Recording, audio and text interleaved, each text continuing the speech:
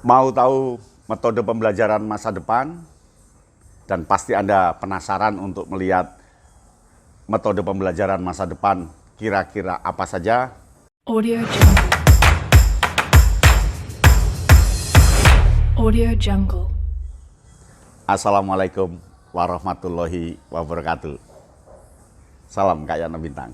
Bertemu kembali di channel Kak Yana Bintang, channel kebanggaan pendidikan, agrikultural, budaya, dan perjalanan. Kali ini Kak Yana akan mengupas tentang metode pembelajaran masa depan. Metode pembelajaran masa depan ada 6 yang betul-betul mampu menjawab Indonesia dapat bersaing dengan negara-negara lain.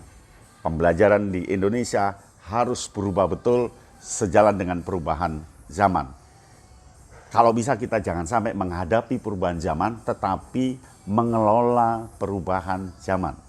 Kalau menghadapi artinya kita pasif, reaksional terhadap perkembangan zaman, tapi kalau mengelola kita bisa eksistensinya berada dalam perkembangan zaman itu sendiri. Apa metode pembelajaran masa depan? Ada 6. Yang pertama adalah metode pembelajaran konstruktif. Kedepan metode pembelajaran konstruktif akan menjadi ramai di Indonesia dan pasti akan digunakan oleh banyak sekolah-sekolah hebat, termasuk sekolah Anda. Mengapa? Karena metode konstruktif ini sangat berbasis pembelajaran masalah, jadi pembelajaran berbasis masalah dan pembelajaran berbasis proyek. Bagaimana anak menjawab sebuah permasalahan, melaksanakan sebuah proyek, kemudian mengkonstruksikan sesuatu menjadi sebuah ciptaan baru. Jadi ke depan pembelajaran arahnya adalah anak mampu produksi, anak mampu menciptakan sesuatu, dan anak mampu menunjukkan kinerjanya. Contoh, membaca puisi, menulis cerpen, membuat patung, membuat diagram, membuat apa. Pokok isinya ke depan nanti adalah membuat. Kalau sekolah Anda tidak mau ketinggalan, mulailah sekarang masuk ke metode pembelajaran konstruktif.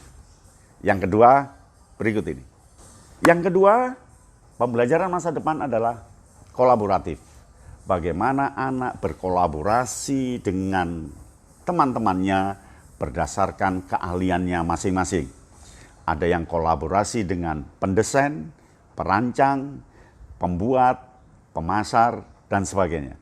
Ada yang kolaborasi berdasarkan mata pelajaran yang berbeda, kolaborasi berdasarkan usia yang berbeda, kolaborasi berdasarkan proyek yang dia lakukan.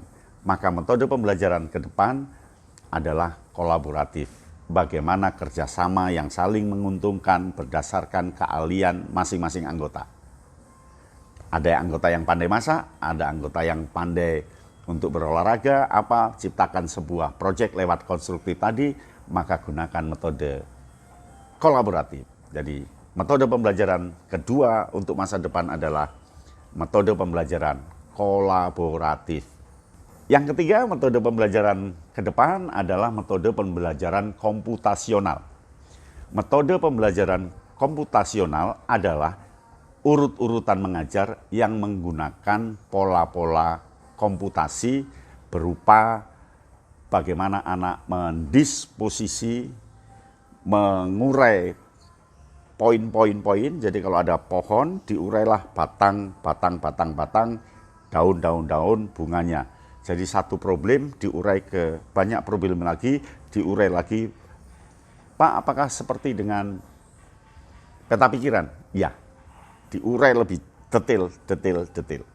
Kemudian komputasional itu juga yang kedua ditandai oleh pembuatan pola. Jadi anak diajari cara membuat pola kerja, pola menjawab, pola apa, setiap yang dia lakukan harus terpola.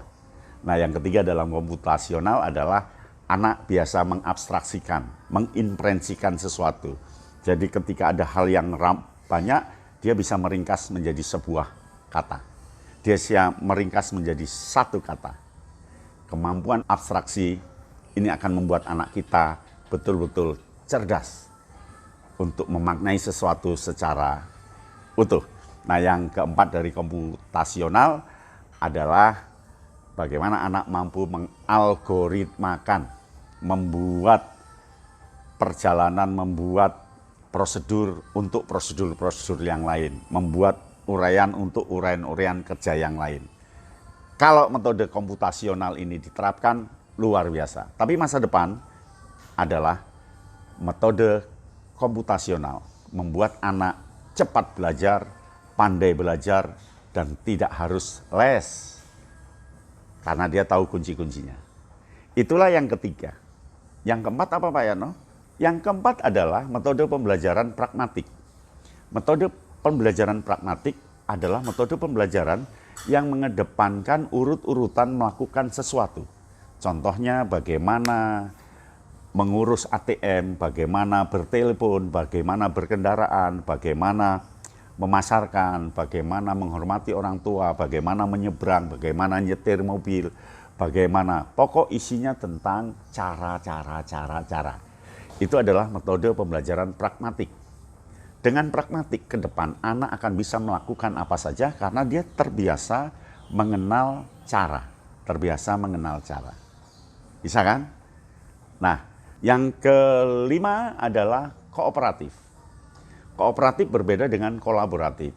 Kalau kolaboratif itu adalah kemampuan satu dengan yang lain bersatu dengan kemampuan yang beda. Kalau kooperatif itu bagaimana dia bekerja sama menyadari atas kehadiran temannya sehingga terjadi toleransi yang tinggi. Dia bebas bertemu dengan siapapun, tidak mengenal warna kulit, tidak mengenal suku, tidak mengenal perbedaan agama, dan mereka bersatu untuk belajar secara kooperatif.